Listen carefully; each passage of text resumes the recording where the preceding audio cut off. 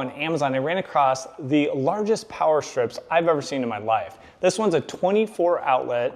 I got another 24 outlet, and believe it or not, there's even one with 25 outlets that even have them on the side. But I want to put them to the test, give them a shot. We'll do some load testing on these to see, do they actually heat up, where this would be a fire hazard, or maybe there's some hot spots on the power strip. So here's the first setup. I'll have 3 different heat guns. These are definitely not name brands, so we'll just go by the colors here. So we'll have the blue one, the yellow one, and the red one. Red one is first up. I have a little bit of a load on there, over 5 amps.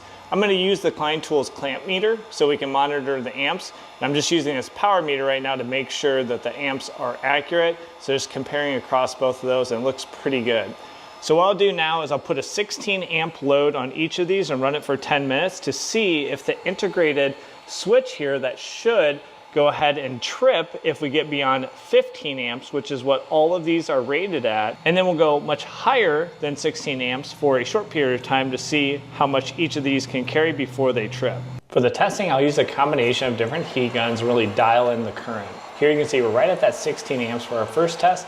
And I don't recommend you removing your outlet like that to get a current, but that's how I'm running across one hot line. And then I'll use the thermal imaging camera to kind of track what is the hottest spot, hottest temperature I see on each of the 3 power strips. You can see there's a range on the right hand side, and that red dot kind of tracks the hottest spot.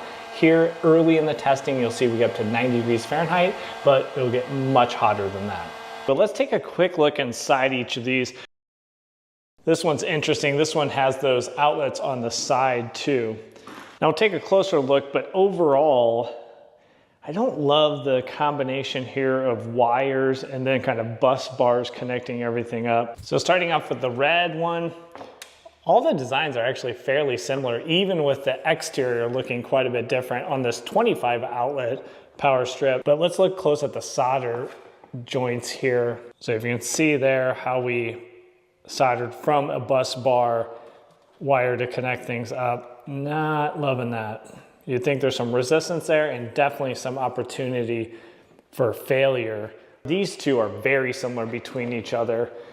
At least you're using white for your neutrals opposed to green like we saw last time. But again, if we look close to our solder joints, man, those look really lightweight. Let me know what you guys think down in the comments. So let's go ahead and take a look at our test results. So you can check out the spreadsheet right here. I'll put it on the screen. I'm looking at it on the laptop here. We have the red, blue, and yellow in terms of the 3 different power strips we tested. I did put the brands there, but you can see like the yellow is called Super Danny. That's actually the brand name, Super Danny. And so we did a 16 amp test, and I wanted to see if the breaker would trip. How fast would the breaker trip? And I maxed that out at 10 minutes. So for the red and the yellow, it actually went the whole duration and did not trip at 16 amps. But the blue at 1 minute and 16 seconds, it actually did cut off the power and tripped. So the blue for that test was much better at tripping past what it's rated for, which is right about 15 amps. Then I did a 23 amp test, really cranked it up. And you might be asking, how you run 23?